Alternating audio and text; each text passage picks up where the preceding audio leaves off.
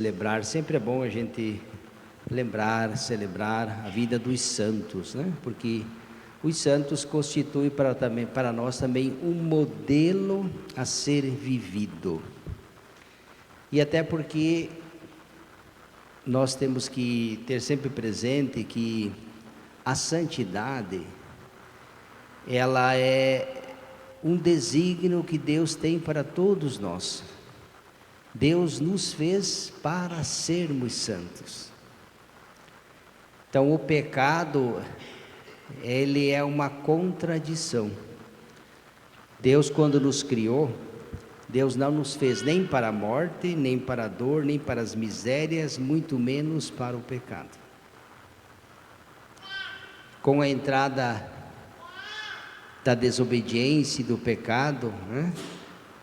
Nosso ideal de santidade, o projeto original de Deus, vamos dizer, que Deus nos fez para a santidade. Todos nós, quando nascemos, né, no desígnio de Deus, no projeto de Deus, cada criatura que deveria vir ao mundo, deveria nascer para amar e servir a Deus. Mas o diabo deu um jeito de estragar tudo, né? Colocando o orgulho, a desobediência, e a humanidade, vamos dizer, foi ferida profundamente. Então, quando nós celebramos a vida de um santo, de uma santa, nós também olhamos para esse ideal que ainda está, nós somos chamados à santidade, né? Mesmo com as nossas falhas, nossos defeitos, né? Mas Deus nos convida todo dia, né? Ele fala: sede santos como vosso Pai é santo, sede perfeitos. Claro que é um caminho que a gente vai trilhando. Ninguém nasce santo, ninguém se torna santo do domingo para segundo, da segunda para terça. E hoje nós temos, e aqui que o padre quer entrar, né? Temos um exemplo claro disso, Santo Agostinho, né? A sua mãe, Santa Mônica, que sofreu muito com a morte do marido, teve muitos sofrimentos, né? Vendo o filho também perdido. Santo Agostinho era uma mente brilhante, né? Sempre tem uma inteligência, tanto que é um dos maiores teólogos da igreja. Só que era uma mente e uma inteligência que estava longe de Deus. Eu tive a graça, a honra de ser dos meus 13 anos de idade, 14 anos até os 33 anos, eu era da ordem dos agostinianos, né? Entrei no seminário dos agostinianos quando tinha 14 anos de idade, né? Então a gente pode conhecer, ele fundou comunidades, escreveu regras de vida que depois foram assumidas por outras congregações, né? Estilo de vida. Mas aqui o importante é ver como que Santo Agostinho se converteu e se tornou um grande amigo de Deus, defensor da fé. Na época havia muitas heresias para serem combatidas, e ele combateu todas as heresias com a inteligência privilegiada que Deus lhe deu.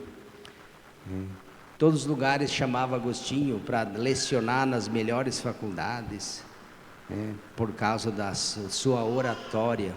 Todos os grandes chamavam Agostinho, porque tinha uma inteligência fenomenal.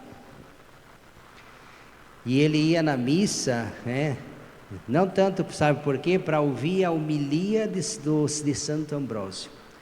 Ele ia só na hora ele gostava de ouvir Santo Ambrósio, porque Santo Ambrósio também era um homem muito culto, um bispo muito culto. Santo Agostinho ia só para ouvir a homilia dele, e depois saía. E de tanto, ele gostava tanto de ouvir, cada vez que ele ouvia Santo Ambrósio, disse que algo lhe incomodava. Duas inteligências, Santo Agostinho, muito inteligente, Santo Ambrósio também, muito inteligente, está vendo? E foi Santo Ambrósio que acabou batizando Agostinho, e ele se torna... Claro que depois a mãe também diz que a Santa Mônica rezou durante 33 anos, pela conversão Diz que o desejo dela não queria morrer antes de ver o filho convertido. E Deus, durante 33 anos, e chorou muito. Por isso que se fala, um filho de tantas lágrimas não poderia se perder. E foi assim que aconteceu com Agostinho e com tantos outros santos que nós conhecemos. Então hoje que ele interceda por nós, as frases às vezes que o padre fala, né, de Santo Agostinho, né, ele fala que nós viemos de Deus e para Deus nós voltaremos, né? Eles fizeste no Senhor para vós, e o nosso coração estará sempre inquieto até não descansar em vós. Por quê? Porque essa inquietude ele experimentou durante mais de 30 anos da vida dele. Enquanto ele não se encontrou com Deus e com a verdade, ele estava sempre inquieto. Quando ele encontra Deus, e aí ele vai dizer também, ele escreveu muitos livros, tem um livro muito importante chamado Confissões, né, de Santo Agostinho. Confissões. Mas ele escreveu tratados de teologia. A capacidade dele era tamanha que dizem os autores que ele era capaz de escrever 2, 3 livros ao mesmo tempo. Uma tamanha inteligência, que é um dom de Deus, que ele brincava com as palavras. Pois bem, ele se tornou um amigo de Deus, um defensor da fé contra os hereges e as heresias da época, né? Defendeu, foi um promotor da igreja, e combatendo os erros, né?